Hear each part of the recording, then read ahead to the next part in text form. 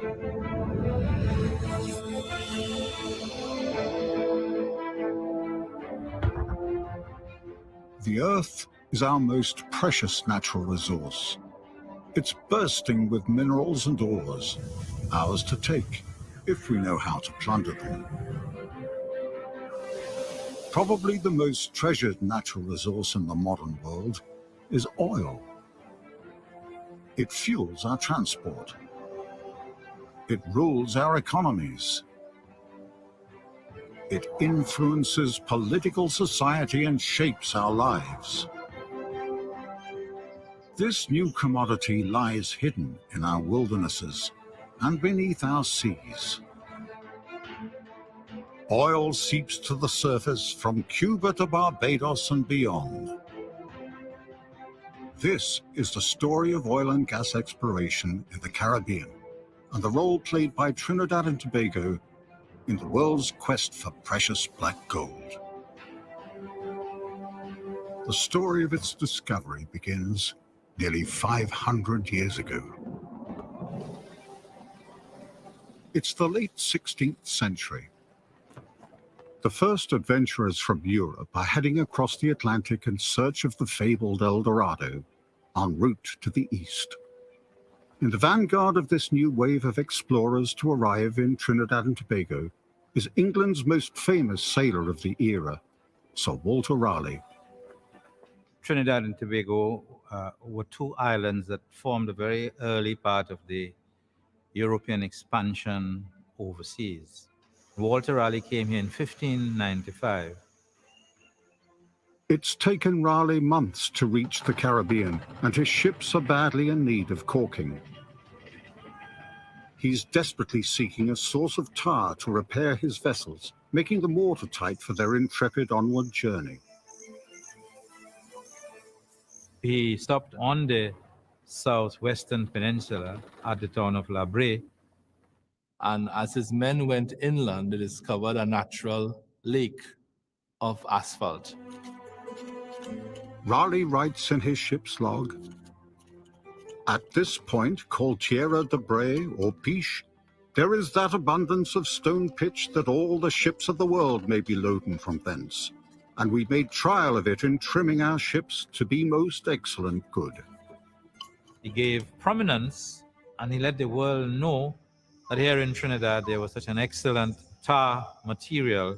Subsequently, for centuries afterwards, was very widely used by Europe and North America. And that's really the first historical reference that we have to hydrocarbon deposits in Trinidad and Tobago. Through the next 2.5 centuries, numerous Europeans come and go from Trinidad and Tobago's shores.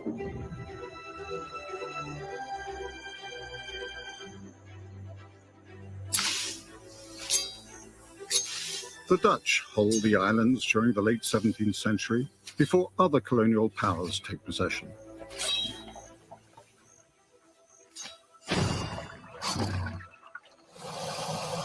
The rich source of tar is one of the main attractions for these seafaring nations.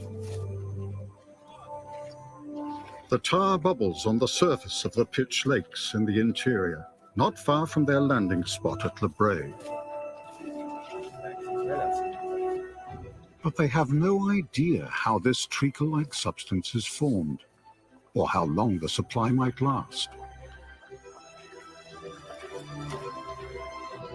The formation of oil begins with billions of plankton dying and falling to the seabed. Without being eaten by predators, plankton and other sea and land animals are buried in layers of sediment. Squashed beneath the accumulated sands, the Earth's core heats up the seabed to 100 degrees centigrade, which finally converts the dead flora and fauna, now millions of years old, to oil. As pressure builds, the oil takes the path of least resistance, worming through rock fissures on its journey to the surface. When you take that sweet, honey-colored oil that we talk about, which is sweet crude, and you let bacteria attack it, it converts olive oil into treacle. It makes the molecules that are nice and short very long, which means that it can't flow very well. And if you leave that at the surface for a long period of time, the bacteria will convert the oil into what we all know as asphalt. For the first 3 centuries of the known existence of oil in Trinidad, it is used in the form readily found bubbling from tar pits. Along the coast around La Brea, tar is collected on the surface and boiled in huge vats. Tar corking becomes an intensive activity. There were many other Europeans who came, but no one of them really sought to explore either the tar sands with the asphalt or to look for oil until 1866. An English engineer living in Port of Spain, Captain Walter P. Darwin, is convinced there's oil to be found inland in the La Brea area. Raising finance, he establishes the Perea Petroleum Company and sets off into the interior. It's a stifling, grueling, and seemingly endless trek. No one knows how far they will have to walk, or whether they will meet success. Few have ever set foot in this land before Darwin. It's impenetrable jungle, bursting with wildlife and disease. The quest for oil underground has begun. Captain Walter Darwin was my great-grandfather, and his wife, Mary, of course, was my great-grandmother, direct descendant. But he was first and foremost a pioneer. He believed that oil could be found in geologically sound formations below the soil. Darwin knows that where there's tar, there's oil, somewhere deep underground. He just has to find the source and tap it before the oil reaches the surface and turns to sticky tar. But it's a gamble. He's prepared to risk not only his own future, but the lives of his men too, as they search feverishly for evidence of oil. What stopped him in Arapero was the sight of natural oil seepages, oil coming up to the surface naturally without any human intervention.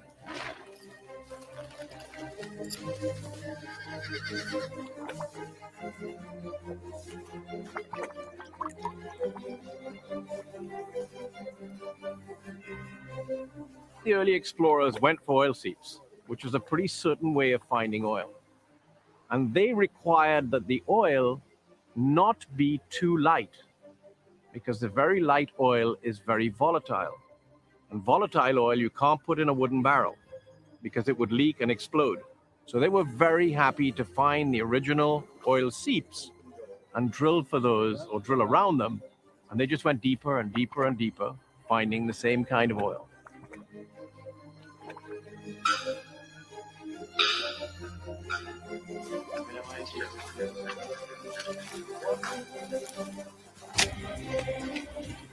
The conditions were horrendous. It was mosquito-ridden, there were snakes, it was just raw, virgin jungle.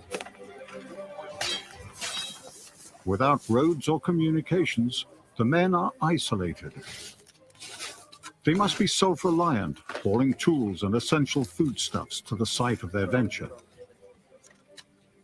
All their other needs must be supplied from the natural resources surrounding them. He had raised capital here on Trinidad on the local market to deepen the well. He dug a well that went down to about 160 feet, and that was successful. It's one of the earliest oil wells to be drilled in Trinidad. But the bore's gas pressure is so low, Darwin struggles to bring oil to the surface. He tries dipping for oil, but cannot bring up sufficient quantities to make it profitable.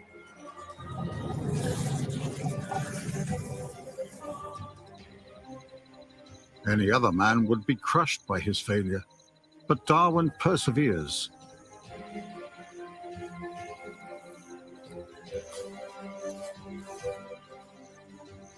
The The climate is taking its toll.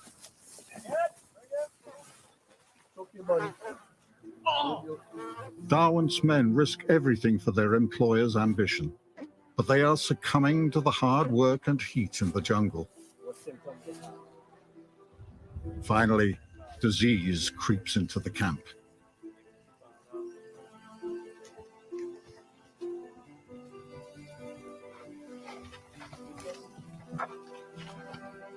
It shows no respect for its victims, killing laborers, and eventually the boss too.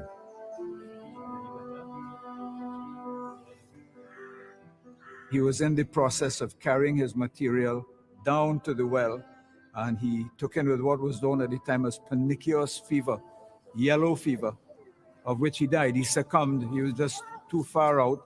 There was no medical help. There was just absolutely nothing to help him with his illness, and he died right there on the location.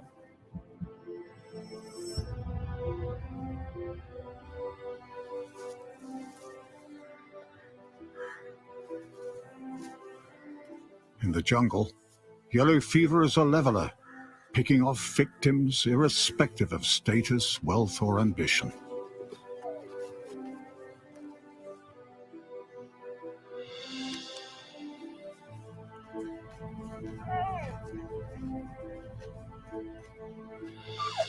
He was taken after his death in a fishing boat with my great-grandmother Mary, his wife, and one person, and they rowed across the sea from Aripero into San Fernando, a trip that must have taken them the best part of a day and a night.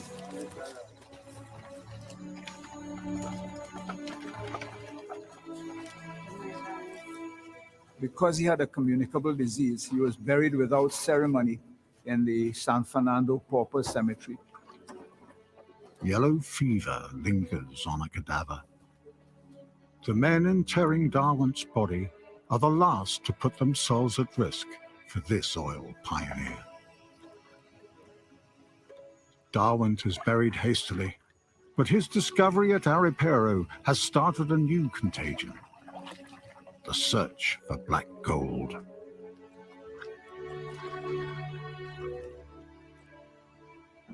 No one else took the risk of investing in oil in Trinidad, even though they knew that there was oil, but the problem was, first of all, the extraction of the oil, and secondly, the marketing.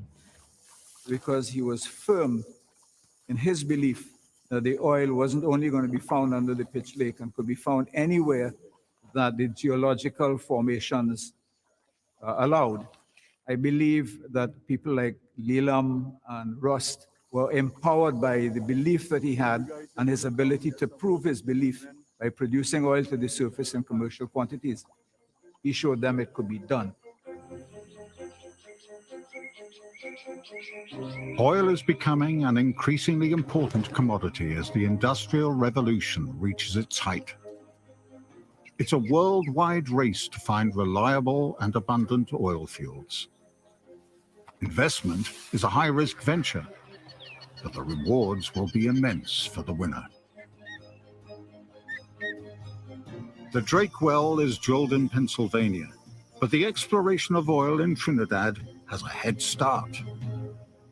The Darwin well set the stage for what would then happen in the late part of the 19th century and the early part of the 20th century, when the pioneers such as Randolph Rust and John Leland would then again resuscitate the activities in Trinidad and Tobago.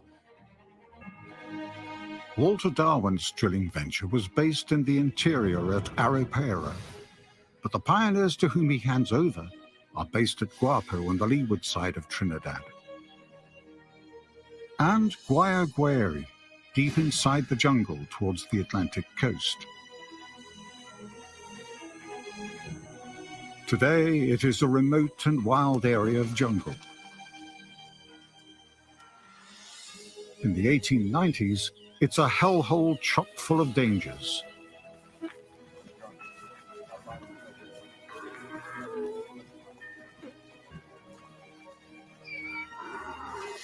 Randolph Rust arrives in Trinidad in 1881. He's English and hopes to make money from oil, but he needs an investor. By serendipity, he meets John Lee Lum, also recently arrived from China. The two will make superb partners. My grandfather was a very adventurous man and a very brave man, because he left his village in Sunway in Canton Province as a young man and traveled to many countries before he eventually came here to the island of Trinidad and Tobago. Lee Lum is an entrepreneur. He makes his first fortune in Trinidad from investment in cocoa plantations before opening a string of Chinese shops which spread across the island. Importing and exporting goods makes his second fortune. John Lee Lum is now a successful and increasingly wealthy businessman. He did so well, and the government paid such heed to his enterprise that they allowed him to coin his own money.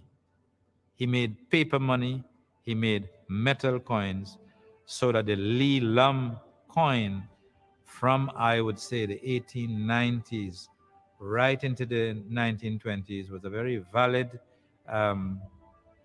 piece of coinage, a currency that one could use throughout the country. Lee Lum coins are minted in Birmingham, England, alongside currencies destined for Russia, Italy, India, and France. While Lee Lum takes the last decade of the 19th century to establish himself, Randolph Rust has been prospecting at Guayaguari. It's closer to the Atlantic coast than it is to the harbour at La Brea. Rust realizes that efficient transportation to market is almost impossible without a large injection of cash. Randolph Rust, from what I understand, was seeking finance for his search for oil. And my grandfather, I suppose, had the foresight to advance him money to finance this project. Randolph Rust and John Lee Lum go into business together. Their first successful wells were in the Guayaguari area on the far southeastern coast of Trinidad.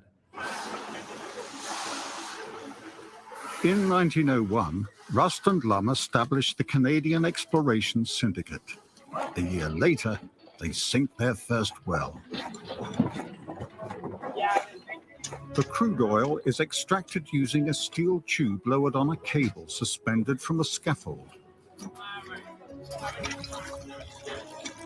It's a laborious process, and once the blister of oil is exhausted, the entire rig must be moved to a new site. After 3 months, Rust and Lee Lum have a well 310 meters deep in operation.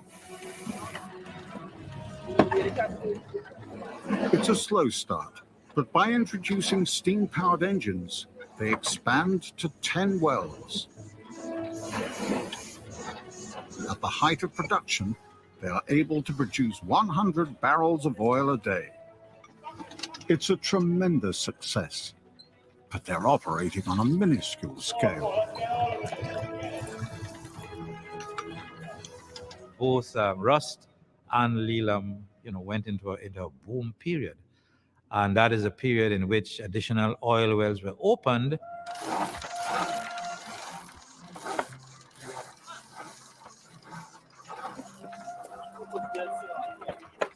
Workers flock to the new oil field. They are paid in Lee Lum currency, to be spent in Lee Lum shops.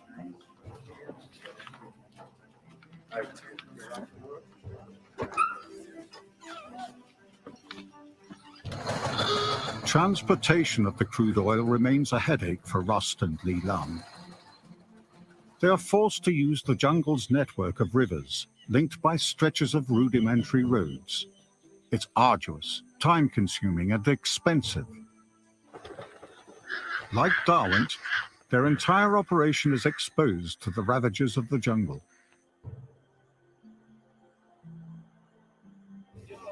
Eventually, the geography and geology of the island defeat them. Too far from the coast without a reliable route to the port of Le Bray, they have exhausted themselves and emptied their pockets. They struggle on until 1907. Li Lun returns to China, where he dies 10 years later. Randolph Rust stays on in Trinidad, convinced that one day sufficient oil will be drilled to make a future pioneer very wealthy. On the leeward coast, German immigrant Conrad Frederick Stollmeyer encounters similar problems. In the 1850s, having already established an asphalt extraction enterprise at the Pitch Lake, exporting the tar through Le Bray, Stollmeyer now strikes oil on his estate in the Guapo area. Initially, he uses the Vance River to carry his oil to the coast, linking up with his export activities at Brighton Pier in Le Bray. But diverting monies into road construction in the interior pays off for this pioneer. Felling trees and digging roads in the humid jungle is slow going, but ultimately it achieves faster access to the harbour. At Brighton Pier, along with his tar exports, Stollmeyer can now also roll barrels of oil onto ocean-going ships, headed for the expanding markets in North America and Europe.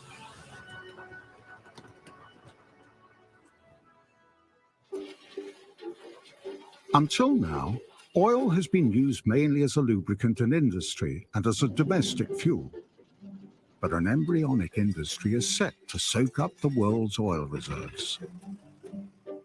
The advantages of the automobile become apparent, and the need for oil, and therefore petrol, fuels a new rush. Suddenly, geologists like Arthur B.B. Thompson are highly sought after. An Englishman brought out to Trinidad, B.B. Thompson locates more reserves around Guapo, and in 1907, number 3 oil well is successfully sunk. Of course, news of that discovery in the forests of Guapo went very quickly to number 10 Downing Street. Being a colony, Trinidad and Tobago's natural resources belong to the United Kingdom. When the Admiralty in London decides to convert the Royal Naval Fleet from coal to diesel power, the British look to their Caribbean possessions for oil.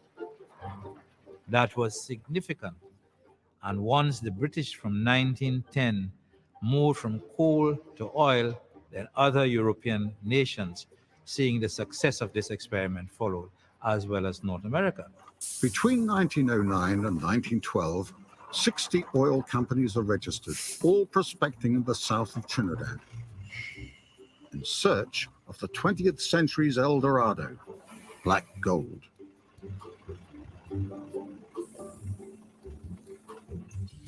Cocoa and sugarcane remain Trinidad's major exports, but anticipating the burgeoning energy industry is on the verge of ballooning, a fourth man, 20-year-old Mikey Hamill-Smith, a third-generation Trinidadian, appears on the horizon. In 1909, he qualified as an attorney and started his own firm.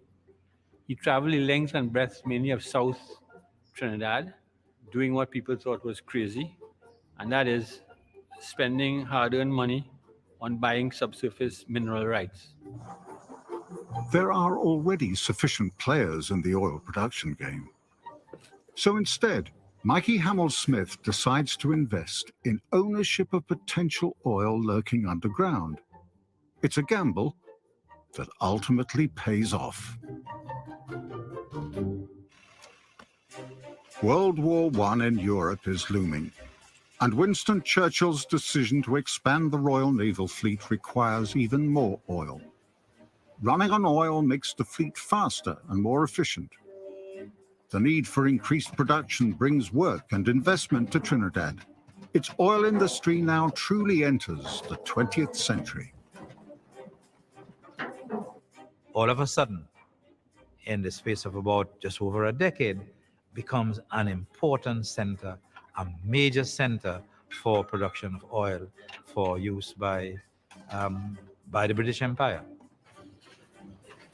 During the interwar period, Trinidad and Tobago's oil industry continues to attract overseas investment in its natural resources. At home, lots of money is being made, but it's not landing in the people's pockets. The workers in oil and in sugar were becoming increasingly impoverished because the captains in the oil industry in particular were not prepared to share their enormous profits with the ordinary workers. In addition, it was a period of considerable tension for Trinidad and Tobago. Attracted by the prospect of employment, workers from neighboring islands flocked to Trinidad. During the 1920s and 30s, the influx of people lowers the standard of living. Disease and poverty spread among the workers. In 1937, it was estimated that the average lifespan of a worker in Trinidad, a laborer, was 45 years. And I think it was the sharpness of that economic contrast that angered the working class enormously. And therefore, the period from 34 to 37 in Trinidad were very, very turbulent years. Uriah Buzz Butler is one of the leaders heading the workers' movement, striking for better conditions and the right to vote. The conditions of the poor Indians and Negroes in sugar and oil, respectively, was nothing short of subhuman. But another war is on its way, and with it, the potential for economic security. Moving forward to 1939 to 1945, in the Second World War, again, Trinidad became very strategic to Great Britain and the United States. As the tensions developed with Germany, then Britain began preparing for war. By 1940, the islands of Trinidad and Tobago have become logistically important to the Allies in the war effort. A lot of food came up from Argentina and from Brazil, going across the Atlantic to Britain. Trinidad was a strategic location for refueling those vessels. In London, Sir Winston Churchill is caught between a rock and a hard place. With France now an occupied territory, the British Empire stands alone against her enemies. Churchill needs to bring the USA into the war, but in return, the Americans want access to Britain's overseas territories. In 1940, cross-Atlantic discussions between Prime Minister Churchill and America's President Roosevelt result in the signing of the Destroyers for Bases contract, which means the Americans win rent-free land leases on British possessions. And in return, the US transfers 50 destroyers to boost the Royal Navy's fleet in the Caribbean and Atlantic. The Americans can now build military bases in Trinidad. At Chaguaramas, they build one of the most important air bases outside the United States. It becomes strategically important for merchant Navy convoys collecting supplies to transport to Britain. The base soaks up workers. It's boom time for Trinidad and Tobago during the early 1940s. But when the war in Europe ends, the troops begin to return home. These men have fought for the mother country. Some have died in a war thousands of miles from home. It's 1945, and there's the first whiff of independence in the air. Native African percussion music has been part of the cultural background of Trinidad and Tobago for 3 centuries. But the music of slavery has become linked with rebellion and protest. With the prohibition of traditional bamboo stick instruments, the oil industry provides a new tune, readily available for anyone to play. Millions of oil drums have been produced during the war. Now they're transformed into the steel pan. Trinidad and Tobago has invented a new cultural identity and the only new musical instrument of the 20th century. The new sound of Caribbean music goes hand in hand with the island's growing argument for independence.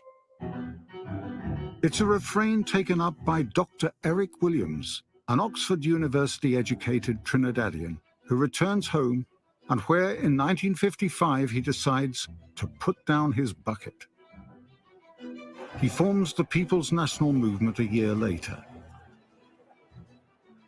By 1962, the fight for independence is won. It's a watershed, not only for the island's history, but for the country's oil and gas industry. Democracy means equality of opportunity for all in education, in the public service, and in private employment. Democracy means responsibility of the government to its citizens, the protection of the citizens from the exercise of arbitrary power and the violation of human freedom and individual rights. All that is democracy. All that is our democracy, to which I call upon all citizens to dedicate themselves on this our Independence Day. There was a whole nationalist movement that said we must own our industries, that the commanding heights of the economy, both in sugar and in oil, were in the hands of foreigners. So people were saying we are free, but very unfree. We are independent, but very unindependent. And Dr. Williams and his government was, in a sense, forced to come to terms with the fact that we needed to have more and more control of the economy. Dr. Eric Williams is the latest pioneer in Trinidad and Tobago's oil industry. He's the father of the nation. He can do nothing wrong. And people just listen to his every word. Dr. Williams is assisted by a handful of politicians and scientists. They have a huge job ahead of them to build a nation and an economy. Port of Spain's wealth stems from the early pioneers' efforts. It's been amassed over a century of exploration and exploitation of the country's natural resources. But it's their newly won independence that signals a new policy, the desire to put the nation's wealth in the hands of the people. In the late 1960s, the main oil company drilling offshore is Amoco. They're only interested in oil, and the byproduct, gas, they burn off. To Amoco, it's worthless. To Dr. Williams, it's the stepping stone to the country's rich future. Eric Williams then said to them he will not allow the burning of the gas. Amoco generously offered to solve their problem.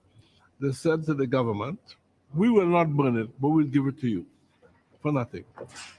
An agreement was reached where all what we call the low pressure gas, that is the gas that came out with the oil, would become available to the government at the point where the gas is. So the government of the day then was faced with a problem. We have free gas, 25, 40 miles offshore. What do we do with it? But Dr. Williams can see the potential. By building pipelines, the gas is brought on shore where it is used to produce electricity. And that powers the expanding industrial estates along the coast north of Le Bray.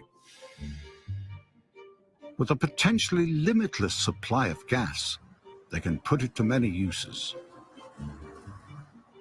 Certain obvious things initially, electricity, of course, which we knew, LNG, ammonia. The cheap electricity powers the first liquid natural gas and ammonia plants. However, the possibility of steel manufacture catches Dr. Williams' imagination. Basically, he said, Where Cain has separated us, steel will weld us back together. It's a life-changing slogan for Trinidadians. The African population has migrated to the cities, and new workers from the Indian subcontinent have replaced them on the sugarcane plantations surrounding Point Lisas. By producing steel on the same site, Williams can provide new employment opportunities for both ethnic groups, bringing them together in one industry, owned by the people of Trinidad. So with that kind of political will behind the use of oil gas, the government had the wherewithal from the petrodollar to invest. And again, Eric Williams' driving force was exactly this. He kept insisting to me and anybody who was involved in this, that the future of any country, and in particular a small country, lies in investment in the productive sector. The biggest challenge was persuading the population at large that this was to their benefit. Here you have a country that was basically agricultural. Here you have a country where anything big, refinery, drilling, well, producing oil, producing gas, who did it? Not us. It was the Shells and the BPs and the Texacos and whatnot. And for suddenly this little country with people like myself saying, oh no, we can do this as well, generated a lot of very harsh criticisms. But the vision initiated by Williams and carried through by men like Professor Ken Julian and his team wins Trinidad and Tobago the prosperity it now enjoys. Trinidad's oil industry must be seen in the context of the geopolitics of that age, the early 20th century to the mid-20th century. As the oil and gas industry enters this latest phase of development, a highly skilled workforce is needed. Men and women trained locally by world-class engineers. But as a professor, no one can replace you in a classroom. You can really influence not just the acquisition of knowledge, but how young men and young women think. My mission was to ensure that the engineers we trained at the university saw meaningful opportunities in whatever sector of activity that we got involved in. The pioneers of the mid-20th century, their steely insistence that ventures like Point Lisas will succeed, and the energy they inject into this project not only builds for Trinidad and Tobago an industrial base, but it grows leaders for the future. If you go through Point Lisas, the CEOs of all those plants, with very few exceptions, maybe one exception, all my former students. And that's the real legacy. Today, Point Lisas is the site for the world's largest methanol plant. It's the latest development to take the island's gas and transform it into a product that the entire world needs. And it's produced by Trinidadian talent. These things were done by and large by locals who had accepted challenges to improve themselves and rise to understand new technology and perform services that enhance the situation in the country. The methanol produced at the M5000 plant is a truly global commodity. It's a key ingredient for modern life used to make electricity and biodiesel. It's involved in the manufacture of glass, paint, and plastic. We have become the largest exporters in the world. So gas is significant. We really are a very major player in the global energy industry, despite our very small size. It produces the wealth that the country has. We're the big dominant economy in the region. With oil and gas producing 90% of the island's exports and half the government's revenue, Such intense industrial development is written on Trinidad's landscape. It surprises people when they come to Trinidad. It's not what they expect to see in the Caribbean. It's different to Tobago. Tobago is that lovely sort of Caribbean idyll, the azure seas and the palm trees and the white sands. Trinidad is not. It's an industrial nation. Every industrial power goes through a dirty period when pollution is ignored in favor of money. But like the rest of the world, this twin island state assumes 21st century responsibility for its industry's environmental impact. The days of foreign piracy are long gone. Anyone now who invests in Trinidad and Tobago signs up to the country's strict environmental policy. International investors are encouraged to remedy the disruption caused by their operations, with financial support for local enterprises that promote the rich diversity of wildlife, both on land and in the seas surrounding the islands.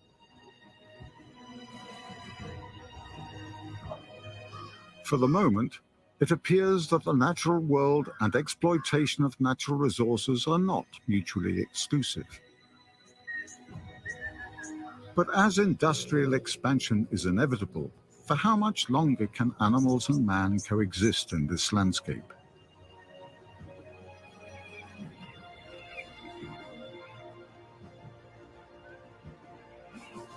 The need to expand production is already driving the exploration of oil fields that the early pioneers could only have dreamt of.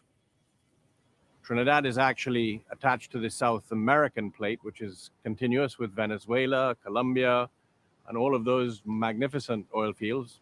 The fact that we are sitting on an extension of South America is what has allowed us to have such a lot of hydrocarbons for such a little island. The strip of sea between the islands and Venezuela is the next big adventure for today's pioneers. The deep water is a new frontier for Trinidad. There have not been many wells drilled there. And basically we're going to find, or we're hoping to find, exactly the same oil that we have anywhere else, but it will have to be found in big volumes.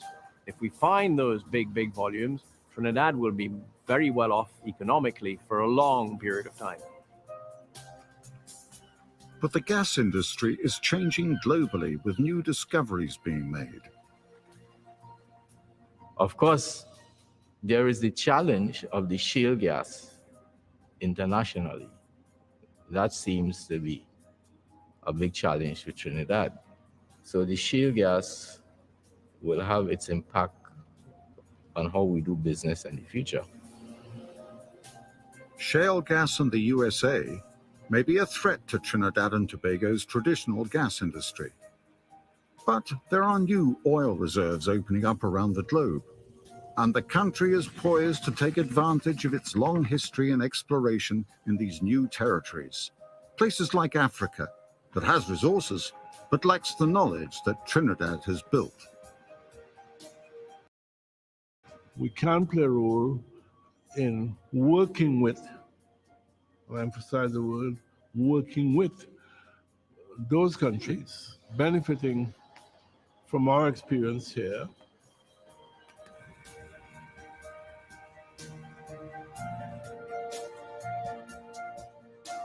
I believe that we have demonstrated to the world that though we are a small country, we have been able to punch well above our weight when it comes to the oil and gas industry for over 100 years.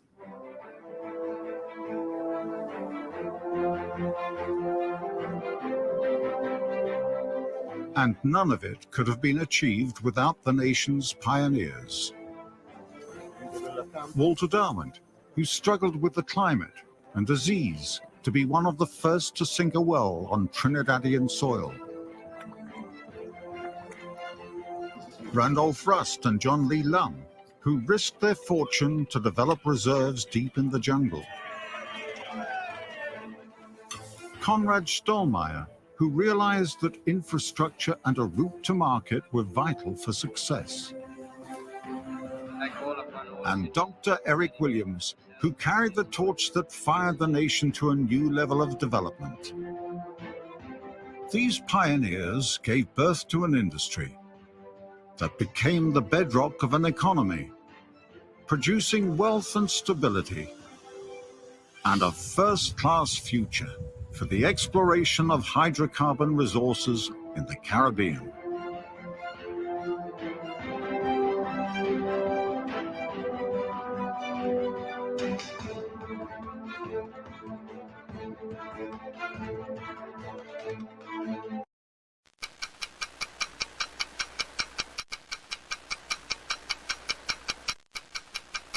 On the Cascade Community Center are complete. The center was officially handed over to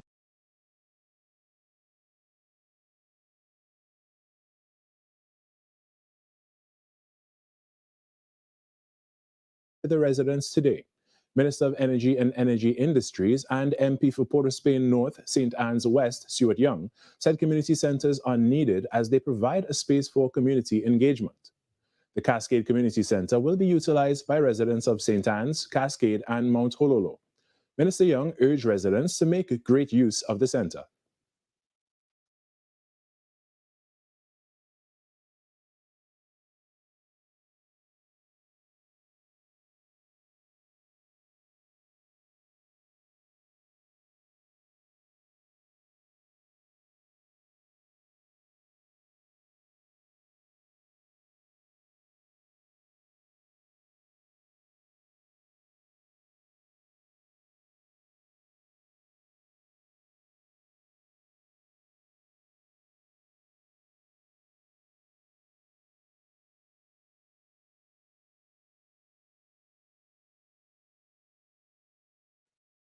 So the message today is about gratitude and appreciating what it is we have.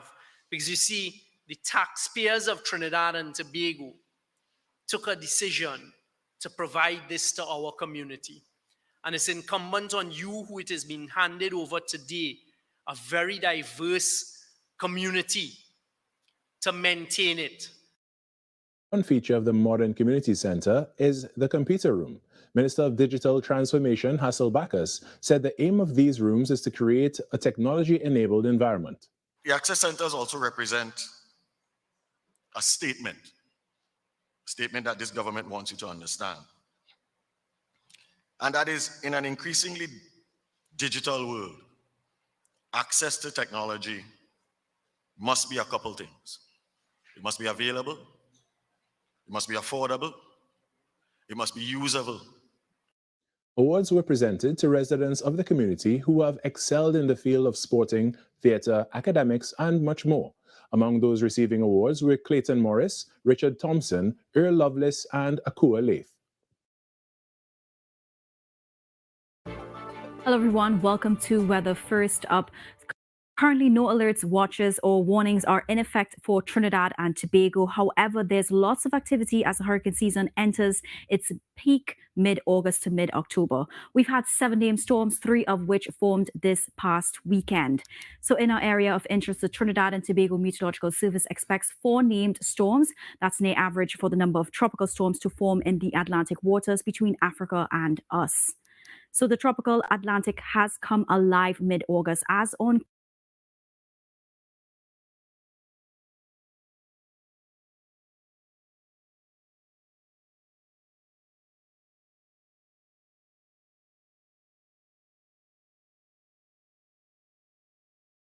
Q, Emily, Franklin, Gert, and Tropical Depression 9.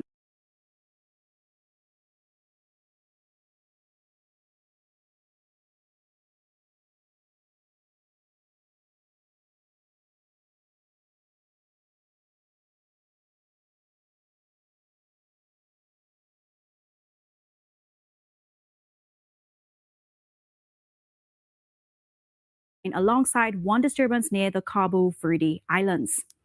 And here in the Eastern Caribbean Sea, you can see Tropical Storm Franklin meandering about 460 kilometers south of Santo Domingo in Dominican Republic. Franklin is expected to bring heavy rainfall with life-threatening floods and mudslides possibly Tuesday into Wednesday. Franklin will make a sharp turn northwards during early Tuesday and will make landfall with a storm surge of 1 meter along the southern coast of Hispaniola by Tuesday night. Meanwhile, Tropical Depression Gert poses no threat to the Leeward Islands. Gert is weaker now and should fade away as its remnants should turn northwestward away from the Leewards overnight or even on Tuesday. Now, closer to home, temperature-wise, Trinidad's high today was 32.7 degrees Celsius at Picong. It's now 30 degrees Celsius. And over in Tobago, today's max was 31.3 degrees Celsius, currently 30 degrees Celsius as well. So tonight is mostly fair but slightly warm for both islands. You can expect a low at 25 degrees Celsius tonight nationwide. Now, for Tuesday, fair with a slight haze, but for some partly cloudy from late morning into early afternoon. So expect a slight to moderate shower favoring northern and hilly areas. Temperature-wise in Tobago, expect a warm Tuesday as 32 degrees Celsius may feel like 35. Also for Trinidad, a forecast maximum at 33 degrees Celsius may feel like 38 degrees Celsius, factoring in that humidity. Also expect a light to moderate shower favoring northern range. So little change is expected for Wednesday and Thursday. Mostly fair and breezy except for some afternoon showers favoring your hilly and western areas and such as. So mariners expect moderate seas with waves up to 2 meters offshore and near 1 meter in sheltered bays. Your high tides will be at 7:03 a.m. and 7:23 p.m. Low tides at 1:13 a.m. and 12:54 p.m. Now, before I go, as we were reminded over the weekend, be always prepared during peak hurricane season.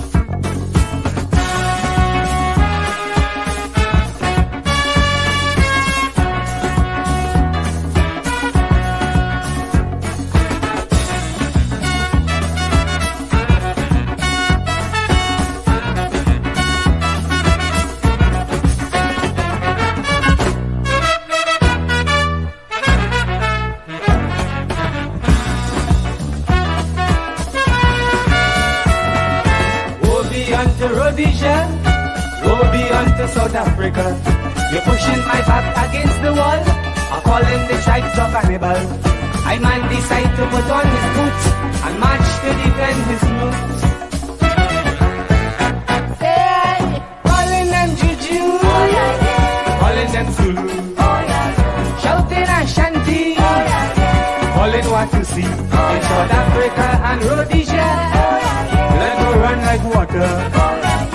Prepare my brother for the bloody river.